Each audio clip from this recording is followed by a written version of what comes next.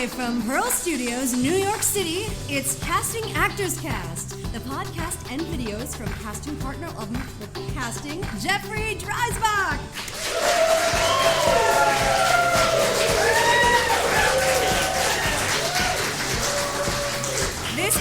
This is our first ever live recording with a studio audience of invited guests, talent pool fans, and Actors Connection talent. Everyone, welcome. Now here is your host, Jeffrey Dreisbach.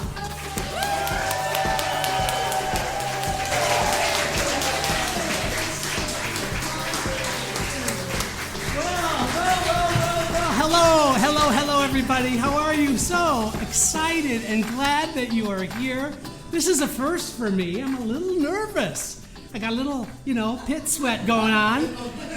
So welcome to this really exciting podcast. I hope it's exciting, at least anyway, of Casting Actors Cast. I'm Jeffrey Dreisbach. I'm a casting partner with McCorkle Casting in New York, and we are live today. I'm not going to edit any of this out, so watch your language, but I can assure you of two things for sure. One thing is that I have nothing to do with Fleet Week, and I'm not going to announce I'm running for president of the United States. So you're safe. It's all good. It's all going to work out really, really well. And of course, I have so many people to thank about this podcast, but a special introduction, if I may. Somebody who has just been part of my life for such a long time. She's sitting in the back, listening to the podcast. My wife of 30 years, Pat McCorkle, is here, everybody. Yay! So, she gave me the little lecture before the show, like, honey, you got to be really, really good. So I'm going to do my very, very best. Also, I can't thank enough Colleen Finnegan Hall, president of Actors Connection, and how wonderful it is that she made this whole thing possible, made this whole thing come together. So please give her a round of applause.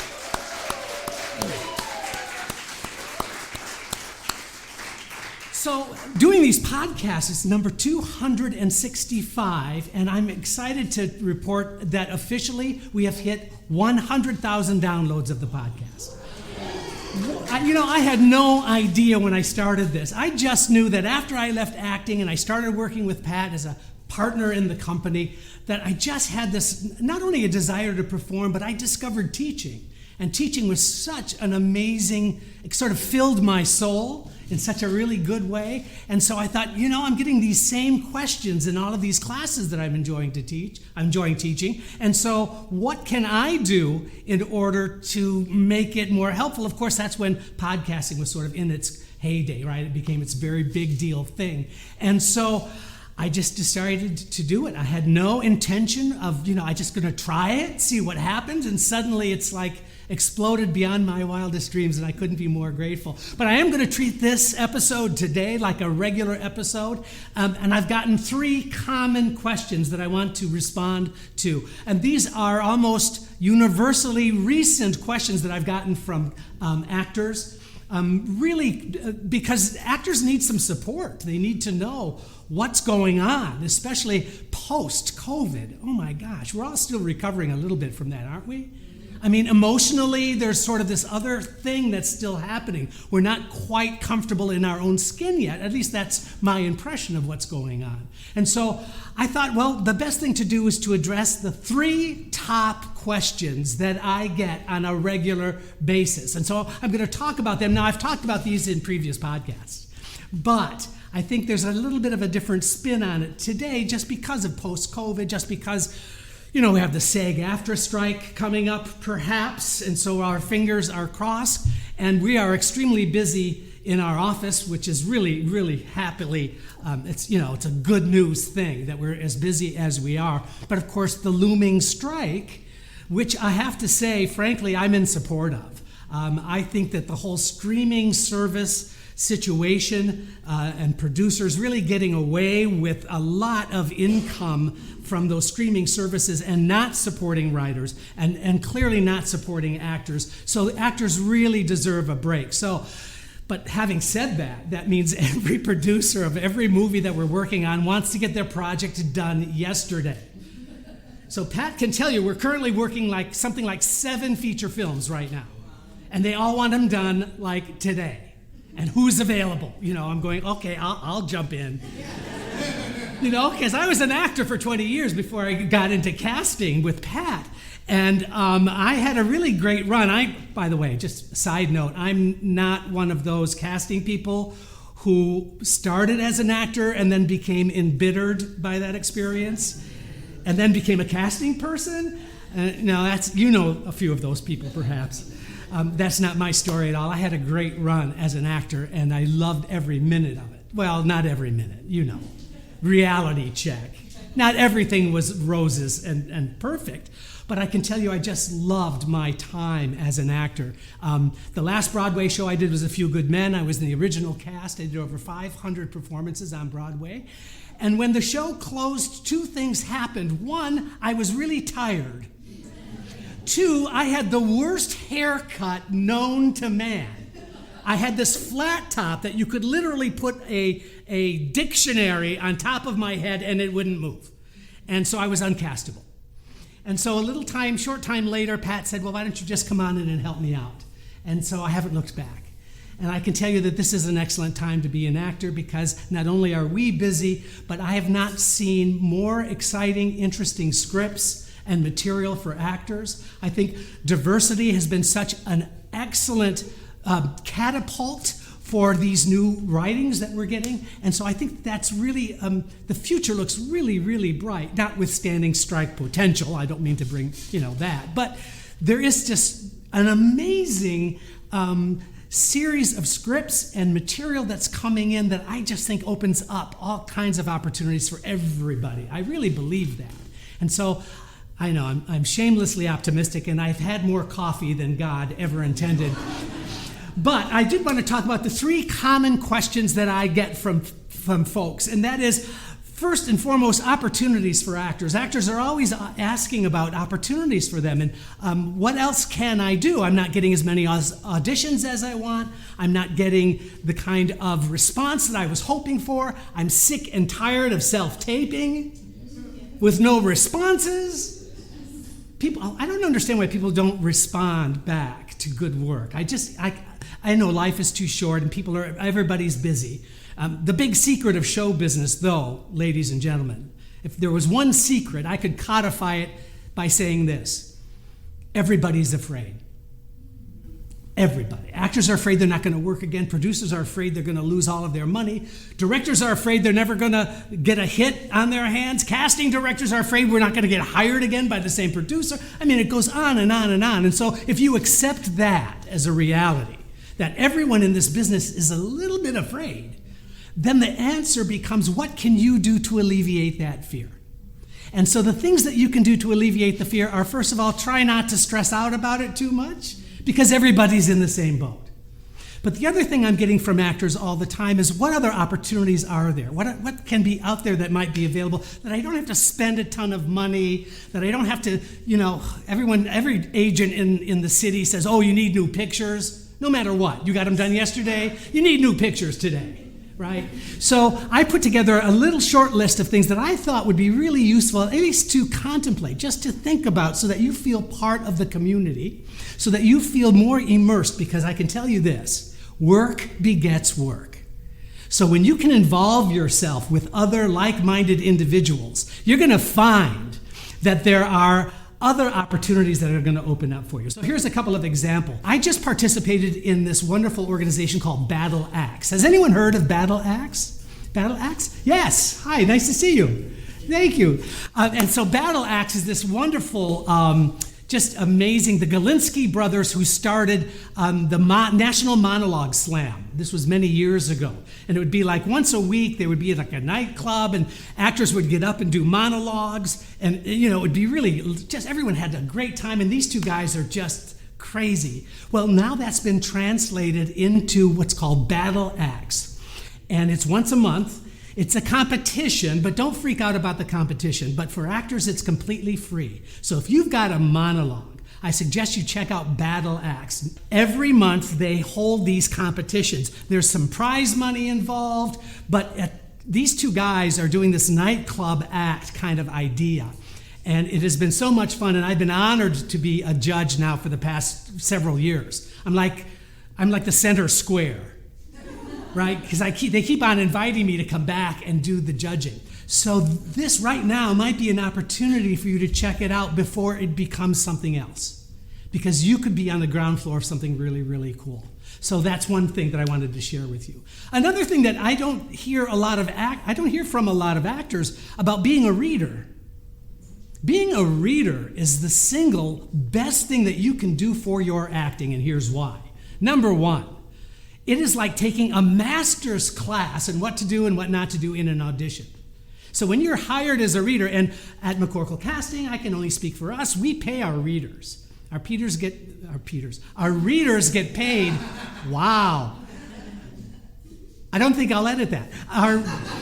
Our readers actually get paid. But the more important thing is working with the director, listening into what's going on after the audition is really an amazing way that you can contribute, but also being a fly on the wall. I mean, it's just such a fantastic opportunity. So now, again, nothing is easy, right? You just can't say, I want to be a reader, and suddenly you're a reader. It doesn't happen that easily, I'm afraid. But you can invest a little bit of time making sure that you are known and interested in being a reader. We have a reader list that we compile, and we try to cast our readers literally. So we're not going to put you in a reading position for a role that you might be right for. Or many times we'll hire actors that are already working so that they can't be jealous or they can't have other issues when they're being a reader. But there's an idea for you to think about as we continue through the list. Another thing that I talked about in a recent podcast, I just want to reiterate again, but creating your own material. I believe so strongly in this. I think every actor, literally, every actor should have an idea for their one-person show. A historical figure, maybe your life story, maybe, whatever you want. Maybe there are some opportunities that you hadn't thought of, and maybe you're not a writer, but this might be a great time to connect with a writer. But putting together your own material, it doesn't have to be for showtime, but putting together your own material gives you a focus, gives you an energy that's going to really help propel you and feel like you are part of the community. So it's self-serving for sure, but it's also very generous of spirit because it keeps your creative edges. It keeps that creative side of you going. And so I believe everybody should be working on a couple of monologues, not just because of the battle acts, but, there's that. But everyone should be working on their one-person show or their own storyline for a series or a movie, whatever it is, whatever your interest is. I can't think of a better way for you to feel more connected to the environment. And also, you're feeling like you're a professional when you're working professionally, right? I mean, that just kind of makes sense. I know this is kind of a weird thing on the list, but starting a script reading group, I think it's so cool. Getting together once a month and reading new material. There's no shortage of material out there on the internet, but really looking at and getting together with like-minded individuals, just reading scripts out loud. It becomes a way in which you can feel inspired and interested, and that can actually grow into something as well. So I know it's hard. Like I talked earlier about the post-COVID kind of depression that we're all kind of trying to feel our way through this. But that might be a way of reconnecting with people as well. The final suggestion I'm going to make is why not consider being an assistant, being a secretary, if there's, that word's probably not used that much anymore. So being an assistant, being a helpful person at an acting school, something like Actors Connection. There are all kinds of opportunities there where you can be meeting with casting directors, agents, and managers, and you can also be helping an organization. So that's also something to stay open about. All right, let's move on to our subject number 2, finding an agent. Yeah, that's a biggie, right? It's so hard, and I appreciate this. It certainly was my experience as well, and I certainly went down the road of connecting and having people that probably didn't have my best interest in mind when I was looking for agents. So let me just talk to you briefly about this. And I wish I had like magical words to give you. I don't. But what I do have is some practical knowledge about how actors do get agents interested in the material. And number one is you should know that mass emails do not work. Thinking that you're going to get the compiled list of every agent and manager in the city and type an email something along the lines of, "Hi, you don't know me, but I'm an aspiring actor. Encloses my picture and resume for your consideration." This is the international sign language for bullshit. It's such a waste of your energy and time. And it could be possibly perceived as a little bothersome on the other side. And so that is not a helpful thing. And although I am guilty of this when I was an actor, but this is when we were licking envelopes, right? I remember stacks of 50 pictures and resumes being stuffed into the mailbox and wondering why they didn't rush to the phone to call me up to work with me. I was always really weirded out about that. But anyway, mass emails don't work. I think the other philosophy that needs to be addressed here is just the basic understanding that show business is no different than other areas of our lives, and that means relationships take time. So you have to give time. You have to know who the players are, who the agents are. Do your research. You'll know that agencies are divided into 3 basic groups. You have the boutique agencies, usually 3, maybe 4 agents working in that office. Then you have the mid-range agencies, anywhere from 5 to 20 agencies. And then you have these behemoth agencies, the monster agencies that have celebrities and famous people and blah, blah, fancy people. And so just knowing that is going to be helpful in terms of where you want to target, where do you want to focus your energy. So that becomes really a useful thing, is get educated about it, but be careful not to just have the sense of desperation. By understanding, relationships are just simply going to take time. The number one way for an actor to get an agent, the number one way is a referral. A referral. So I can speak firsthand, and I'm not just saying this because my beautiful wife is here, but I can firsthand, when an amazing actor who auditions does an amazing job, I have firsthand seen Pat pick up the phone and call an agent and say, "You have to take this person on. You have to see this person." And that's not just a one-off, you guys. That happens all the time because our job depends on good talent. We can't do our job without you. You can't do your job without us. So referrals are the number one way. The other referral is that you're working in a production and you're working with an actor that happens to have representation. And that actor says, "Well, let me introduce you to my agent." Ba-bing, done. Now, that's not something to shoot for, but that's something to be available to and to think about in terms of getting an agent. Simply doing your research is I think, a very positive way that you can get educated about the players. And you start seeing the same names over and over again. That starts coming back over and over again, and that's how those relationships develop. And in the final analysis, you have to think about those classes that have agents, casting people, managers. Now, I'm not trying to sell a class to you, because I know that sometimes they can be expensive. I know sometimes it can be a burden, but that is very much a specific way in which you can meet with and work with.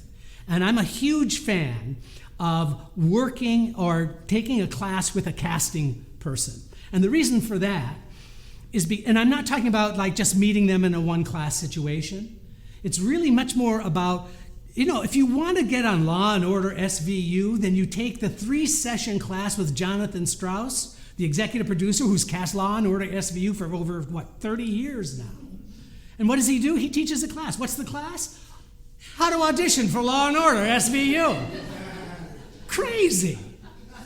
Now, that's no guarantee that he's going to bring you in, right? I can't make that disclaimer. In fact, I got to be really careful about that. That would be an unfair statement to make. But have people who've taken this class appeared on Law & Order SVU? Yes, they have.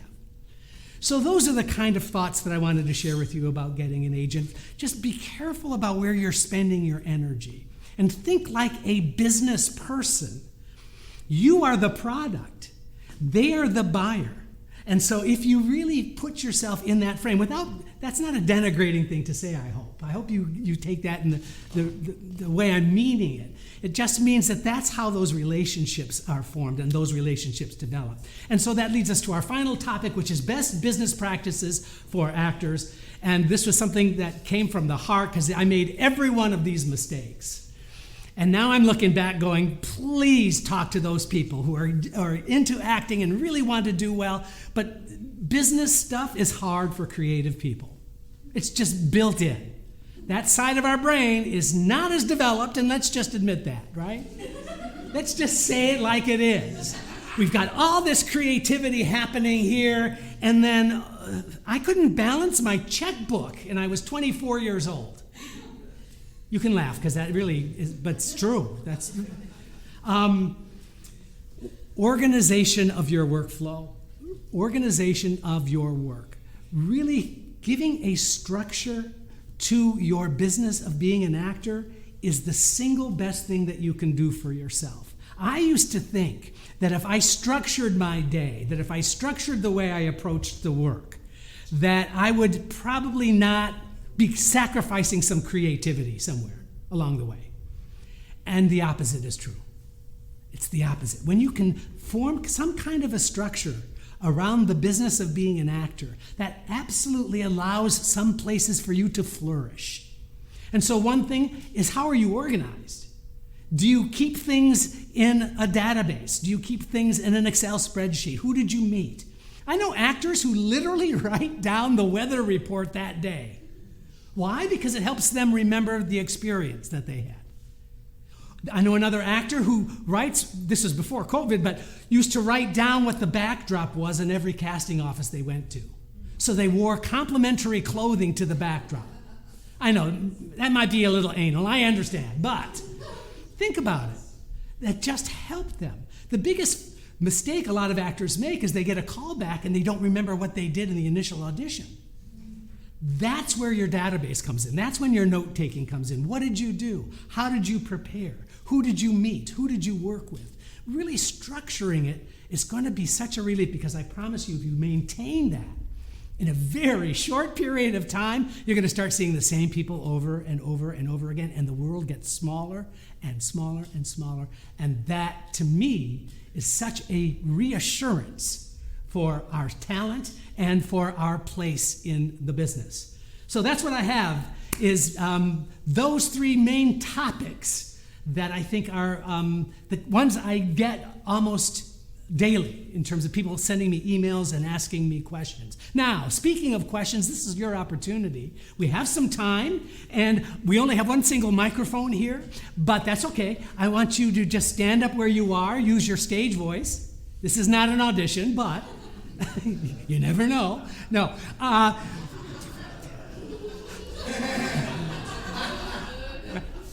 Someone in the back is going, me.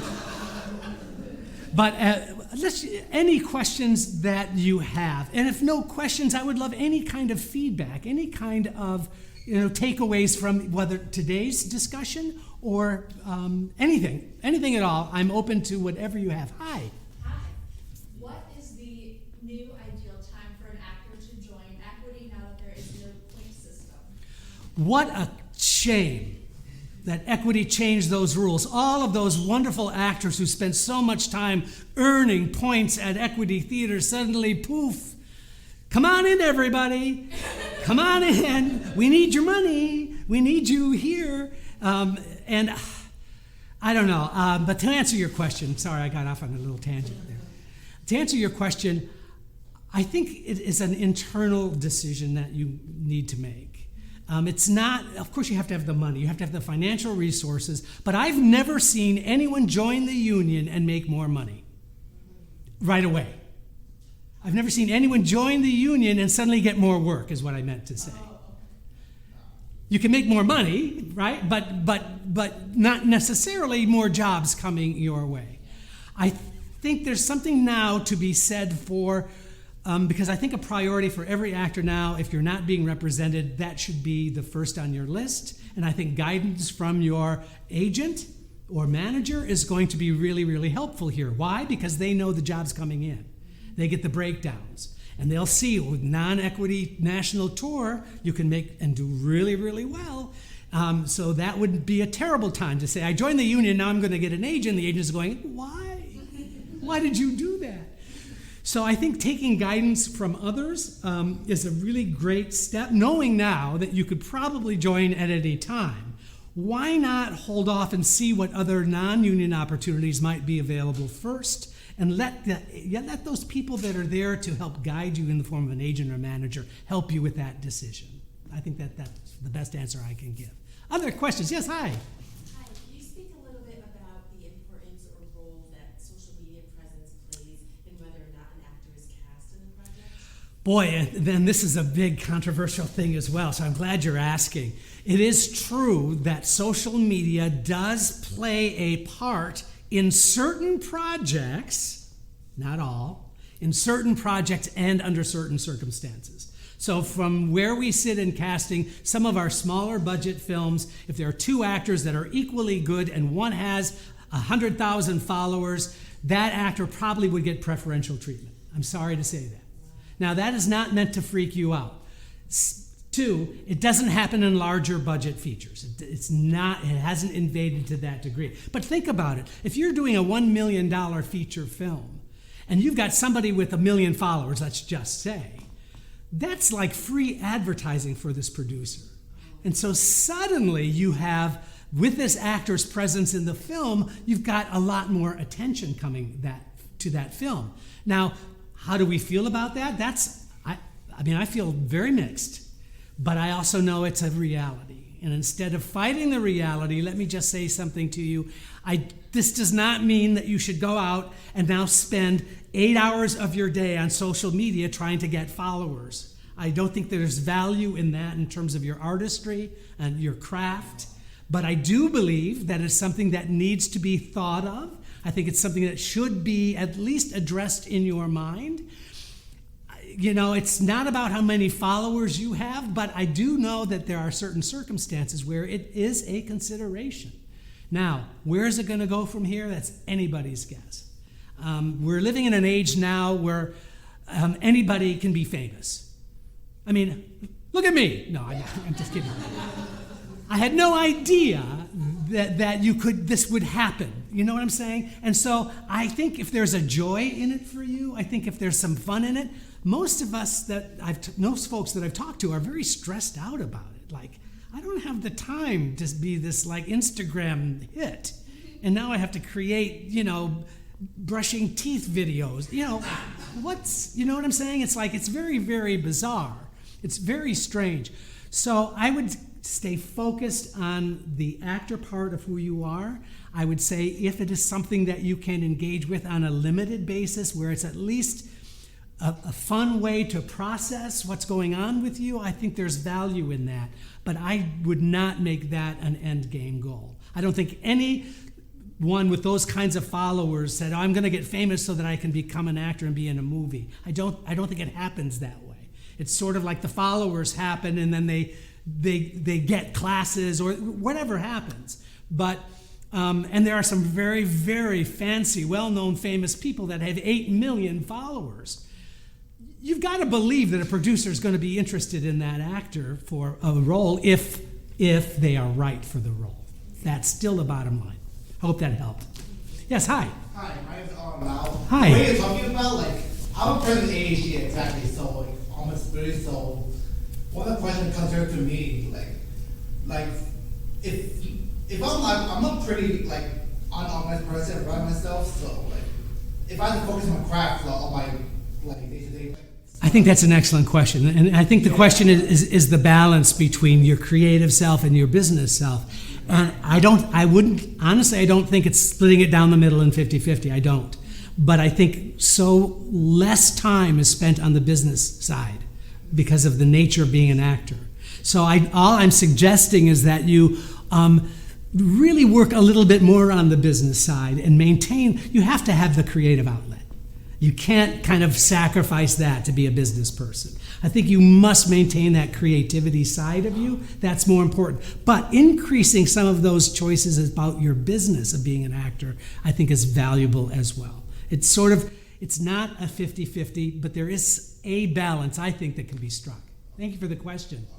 Good. Yes, hi. Hey, Jay. Thank you so much for being here. It's so nice to see you. I'm really happy to be here and actually meet you in person. So You too, thanks. yeah. My question is this. As a casting director, for any role, you probably see thousands of actors. And how do you pick the actor that you believe will be at least good enough for the audition? So my question is, how does an actor stick out among thousands when they're just trying to get the audition? I'm not talking about the self-tape. Right. No, I think that's a great question. I had a similar question from an actor: is how do I stand out in an audition?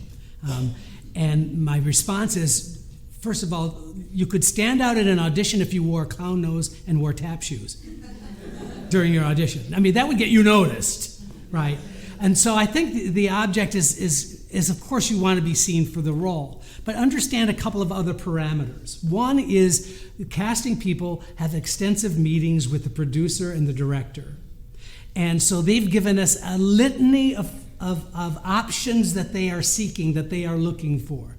So as personal shoppers, because that's what casting directors are, we're personal shoppers, we have to abide by what the client's needs are. So that is constantly a filter when we're watching actors and auditions. So you have to understand that that's an additional parameter. As far as auditions itself is concerned, there's no magic to it. I think if I could codify it, good word, down into like one thing, it is just complete focus in playing the part.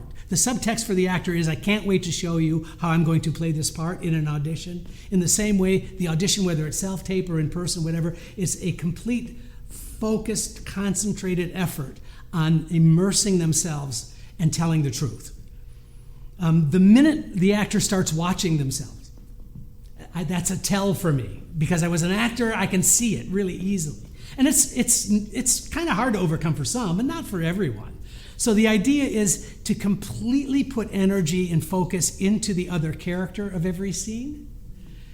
Because what will happen is you'll start watching yourself less, and then you're going to start really engaging with this other character, whether it's the reader or the other character in a scene. So it's not about standing out as much as it is really owning the material. Your uniqueness is what's going to book you the job.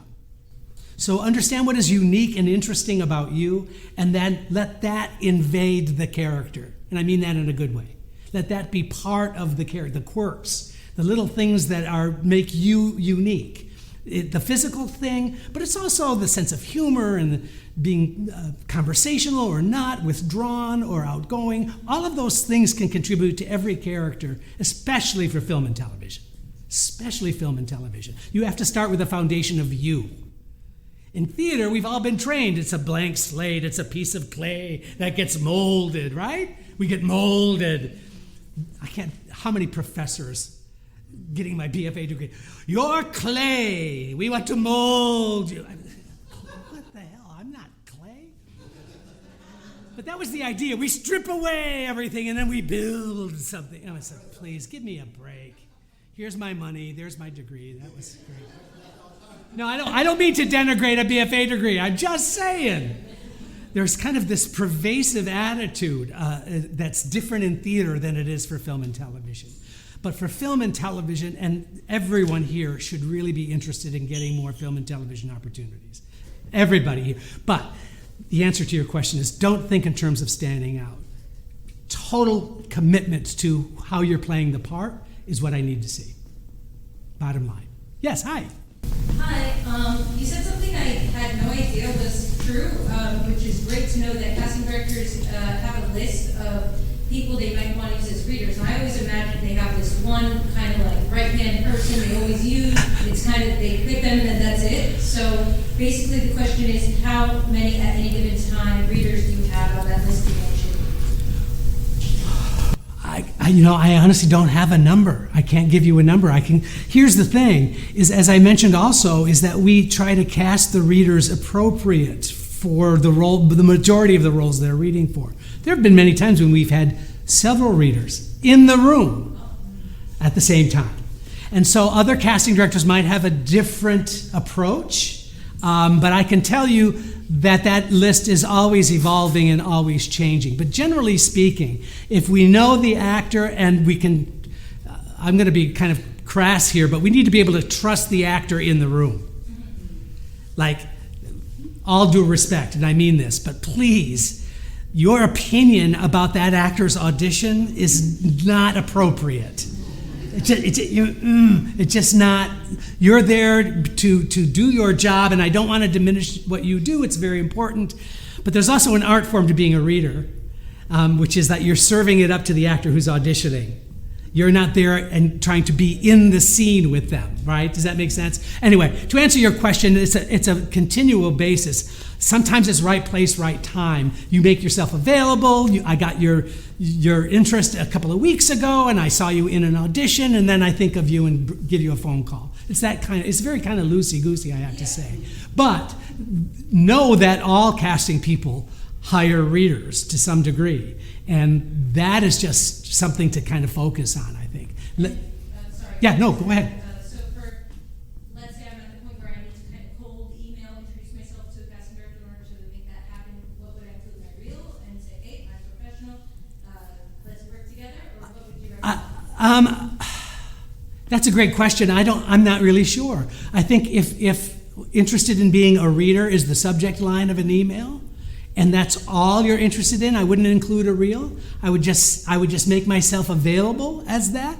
I think also somebody that would be a reference, somebody that you've worked with that might be a good reference for you. A director or somebody that would speak well about you. That may be even better if it's somebody that is a known person. A well-known teacher, something like that. That's also another way that the referrals make a big difference and an impact, I think. Fantastic. Yeah, you're welcome. Hello. I was wondering, what is the expected, when it comes to self-tapes, what is the expected turnaround time when you consider us, booking our reader and, getting them, familiar with the material, kind of our own lives, what we have to reschedule or not? And often I'll say, basically you have a week. I feel like after, by the time the sun goes down, I'm behind. No, you shouldn't. If they are giving you a week's time, that's a legitimate thing. But procrastinating is never a good idea. So you're not wasting. If they're giving you a time frame, please respect that time frame for them. They're not just trying to pull the wool over your eyes or something to get you to do it early. So they're giving you a legitimate time frame. Do that. There have been times when we've had maybe sometime a 24-hour turnaround because we've lost an actor.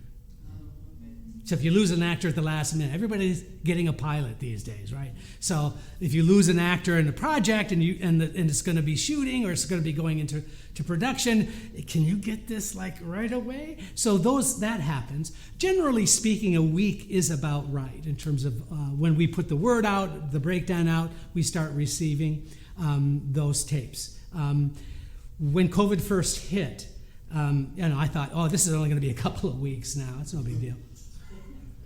But Pat said to me, she said, you know what we got to do? We got to do generals. We got to do general auditions. We got to put the word out to do a general audition for any actor who wants to submit to us because we don't know how long this thing is going to go on. She's so smart.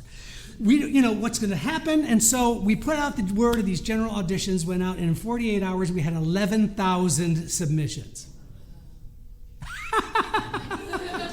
11,000 submissions. Crazy. I'm looking at the computer screen going, what the hell?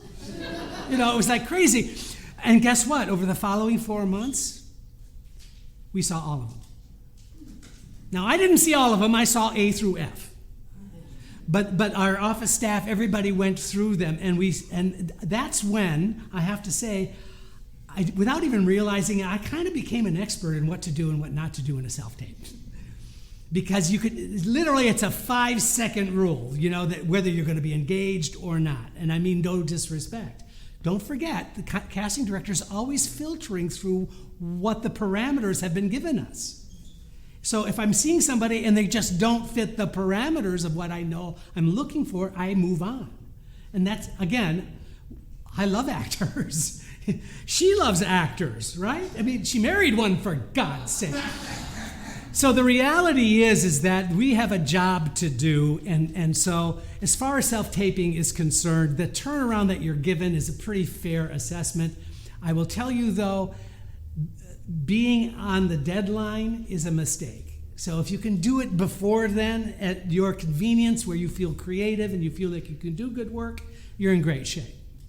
Did that help? Was that helpful? Okay, good. Yes, question. Hello. Hi. Thanks to you, I do an account. See you. Nice to see you. So I'm wondering, is it ever appropriate to ask for feedback? Because I've gotten some comments back and forth, you do this and that, and sometimes I've spent several days making the perfect self. Right. And then I never hear another thing, and I just wonder, what happened? And I get it, like, yeah, there's somebody else who, whatever, but like, I would love to know, did I really look? Yeah, you're asking a great question, and I think out of respect that every person who makes that kind of an effort should get something back. But sadly, the reality is it's not somebody else booking it as much as it is the time of in the day. Just really having the time to do that is challenging. That is why I would want every actor who has reps to really see the work. Let them see your auditions. Let them give you feedback. Now, I'm not trying to pass the buck. I'm just saying when there's time to do it. But it is hard, and I appreciate that. The fact that you feel good about your work speaks volumes of the quality of the work. I promise you that. Yeah. Anyone else with questions? Yes. With regards to like choosing reps, particularly now when things are kind of slowing down and funky, is it better to wait for like the rep that really feels right to you, or like is it better for if you are on reps for your first step to just get somebody to start getting access to some of those breakdowns and knowing that it might be more of a stone, or when do you kind of, I want to say like compromise? Like you have a meeting, you're like, that went well, I wouldn't want to marry you, but I'll date you. Like that type of situation. I think that's a fair question. I can only answer it this way. Desperation never works. Being desperate for an opportunity doesn't work. Now, does that mean hold out for the right thing? I think the reframing of it is going to be useful for you. And that means maybe it doesn't feel right now, but let's see how it evolves. That's a different way to frame it. If your guts are telling you this smells bad, but it's the best I can do, that's just not helpful to you. That just doesn't work. That ultimately is wasted time where the focus and the energy could be going to something more profitable for you. So my suggestion is keep an open mind about those opportunities. Trust your gut, but there's something to be said about listening to your gut so much where it keeps you from action.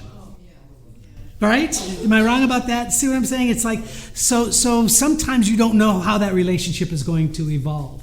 But the fact that you're putting yourself out there and creating those opportunities, that's only going to create more opportunities for sure. I hope that was helpful. Yes, hi. What's your focus for this like next month upcoming? You said you're really busy. I'm just kind of curious, like this next month, what's your focus? So, not only are the films we're casting, but I'm doing the EPAs for and the equity principal auditions. I've been kind of the designated EPA person in our office. My record is 225 actors in one day. I'm here to tell the tale. I happen to like them. I do. I happen to really enjoy it. I love meeting the actors. I love seeing the work. I love being able to make quick decisions and respond to that work. So with the looming strike, these feature films are really wanting to get into production as quickly as possible. And so literally the submissions for 7 feature films are coming in right now. And the office staff is going through those submissions. We're also doing some live auditions. We just finished Barrington Stage Company season, Contemporary American Theater Festival. The Guthrie is still going strong. They've just finished their production of Hamlet. So it's theater and movies and all this stuff going on. So that's the kind of the cool thing, I think, is that no 2 days are ever alike. but it's in constant motion. But I have to be honest with you and tell you that there have been times when the phone is rung and I'm having a conversation, and it takes me like a good 30 seconds to remember who this is and what project. You know what I mean? And I'm thinking, oh my God, it's just me getting old. And I have to say, no, it's the sheer volume of stuff that's coming in. But it's exciting, but it's also like you have to harvest when the sun is shining, and it's really shining right now. Yeah. Yes, hi. Hi, you may not be able to answer this question, but I am SAG, and it's sort of my first real possible strike. And I guess my question is, if you've already cast movies or so forth, or you're casting these movies now, and you already have cast people, and the strike hits, can you still continue to film?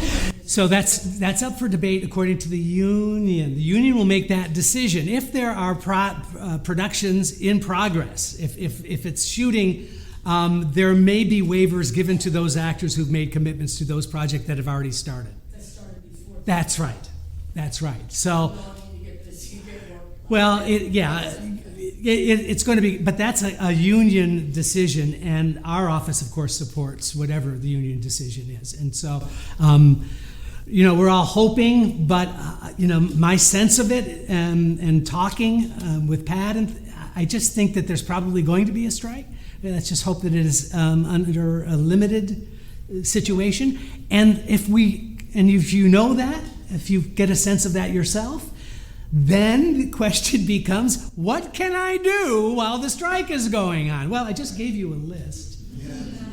Right? You know what I'm saying? It's like, have the contingency plan in place so that you do not waste any energy. Use that creative side of who you are in everything that you do, and you're going to find that when the strike ends, you are going to be more ready than ever. That's the plan that I'm talking about. Listen, I've had a really excellent time with you all today, and I can't thank you enough. It's beyond my wildest dreams to have anybody show up to this. And there all of you are. It's been so fantastic. And so we'll see you next time. Thank you very much.